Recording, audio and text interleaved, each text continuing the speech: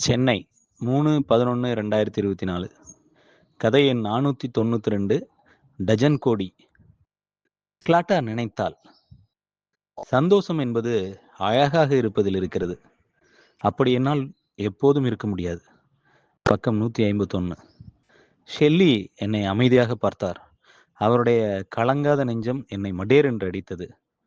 அவனுடைய தற்காப்பு உயிர் பிழைப்பு முயற்சிகள் அவனுடைய சமநிலையற்ற மனதைத்தான் காட்டுகின்றன என்று சொன்னார். பக்கம் 116.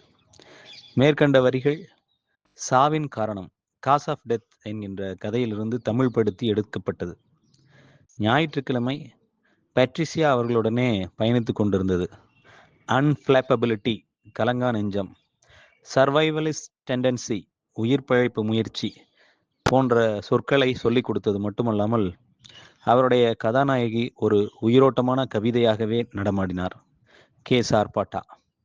அமரன் பட நாயகி சாய் பல்லவி இந்து என்கின்ற கதாபாத்திரத்திற்கு முகமாய் வந்தது போல எனக்குள் ஒரு நடுத்தர வயது முகமாய் டாக்டராய் நடமாடினார்.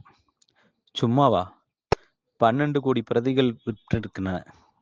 யுவல் நோவா ஹராரியை விட அதிகம் பேர் படித்திருப்பார்களோ என்று தோன்றியது.